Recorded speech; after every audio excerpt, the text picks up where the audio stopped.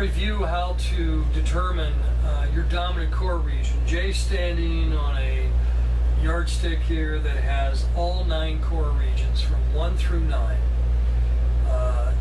And we're gonna determine which one of those 9 regions is his dominant region. You only have one. And we'll show you how to test it. We're going to go through this rather quickly. But you'll notice how his arms and hands hang aside. Jay, you're on what? Number 5. Number 5, which is right in the middle of the core. So as he's relaxed, if you look carefully, which hand's turned in more, Jay? Or is it? It was like this one. Okay. And also, if you look at Jay's right shoulder, you'll notice it's a little bit lower. So even though you might find your dominant core region, your body, what we're looking for is body symmetry. Body symmetry is where you're going to have strength, where your arms and hands are going to work together. So with body symmetry, not there, not on 5. Let's go to the next number. This is region 2, which is between the pelvic floor and the navel. 1's the pelvic floor, and 2 is the next region up, and then just below the navel is 3. How'd we do there, Jay? Looks good. Is that it? Mm-hmm. Okay, and stand tall for me, please. And if you look at Jay's shoulders now, they do look pretty level. So we think number 2, we're going to check all of them. Let's go to the next number. This is number 9. This is the region around the neck. This is upper core. The 2 again was the lower core. What happened there, Jay? Actually, the hands did the opposite. It's like they went this way. So they're not hanging the same. Do you feel one shoulder drop? Mm-hmm. And what about your hands, proximity of your hands to your body? You feel them closer, further out? This one feels closer to my leg. Okay. So you're going to see these factors as you go through checking. That's 9. Let's go to the next number. And now Jay's on 7, which is just above the sternum. Still internal rotation here. Yeah, I can see that from over here. And the next number is 6. So how your hands hang is a very simple way. You stand in front of a mirror if you're doing this on your own. You're working with a fitter. Your fitter will walk you through this. Still internal rotation. Hands feel better, but this feels way off. Okay, he's on number 6 now, which is just below the sternum. And the next number 4 is just above the navel. He's in region 4. And did your right shoulder just come to me? Yeah. Yeah, it looked like it just dropped a little. Or maybe it's your left. No, your right is down. Right. Yeah, your right shoulder's down. So we have symmetry. The shoulders you're going to see are much more level. And now this is 3, which is just below the navel. Region 3. And what do we have? It feels close, but I feel like my hips are open. Okay. Yeah, I'd say so. Which is one hand turned in more than? How about your right hand? Take a look. This one feels like it turned. Yeah, that's what I'm seeing too. Okay, so he's still low core. Number 2 was the best so far. And let's go to 8. So at 8, he's right in the middle of the upper core. And we're back to that more internal. Your right hand keeps turning in, doesn't it? Yeah. Okay, and we have one more, and that is number 1. Now when you get your numbers, you may have some very wide ones. Doesn't mean you're going to play from out here, but they are going to be wider. What do we have? It's pretty close, but I can feel it. Right hand is in a little bit. Mm-hmm. Yeah. So we put the cards between Jay's thumb and forefinger. I mean his middle and forefinger, so you can see the rotation. Makes it easier, depending on the angle of the camera. Okay, Jay. Let's go to. I'll take the cards, and now we're going to determine the strength Jay has in these different regions. So let's go to the one we tested that looks good, which is number 2.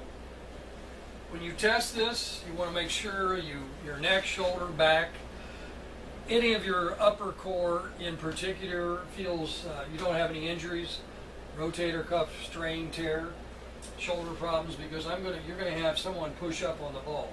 Your fitter will do this. Take it to the top and start down. And you'll notice how much power Jay has. So I'm pushing up on the downswing plane. This time I'm going to pull down. Jay, go ahead and take it to the top. And I cannot budge him. That's in his 2 region. That's where we saw the hands hang the same.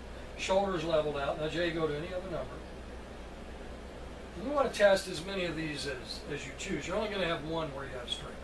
Ready? Mm-hmm. And down. And I can take Jay right, I can push him right out. Now let's go in the, pull down on this. When you pull, you want to go on downswing plane, so I have both hands. I'm going to use one this time, and I can bring Jay right in. He's not doing this purposely. No, it's embarrassing. It's not embarrassing now, Jay. I need it. You want to try it again? I'll use two fingers this time. Now, one hand, I can bring him right out of it.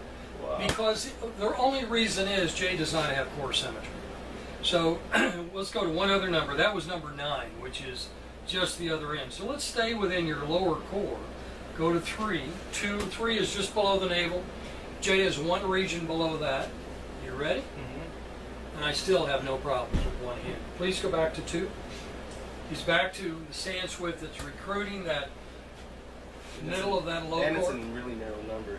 Yeah, it is you narrow. wouldn't expect that. Yeah, most people believe they get wider, they're going to be stronger. Ready? Mm-hmm. And I can't budge him, Jay. I'm going to have you go back up, and I'm going to push up on it now. And down. Yeah, I can't move him. Go all the way out to 1. Now 1 and 2 obviously are very close together, very wide base. Most people, when they do this exercise, think, well, I get wider, I'm going to be stronger. Ready? Mm-hmm. And down. See, I can take Jay right out. I don't have much trouble at all moving him. I'm going to pull down that. And I have no trouble bringing him out of that one either. So we're going to do the planks now, and we're going to show you, we'll go through just a brief overview of the planks. Oh, I tell you, before we do it, let's show that the other way of looking at this is we're going to put a bar on Jay's hips. If you have a bar, one of the things when we talk about symmetry and strength, if you look at it like any structure, a structure that has symmetry is going to have strength, it's going to have a great foundation, it's going to resist any pushing down or pushing up. And go ahead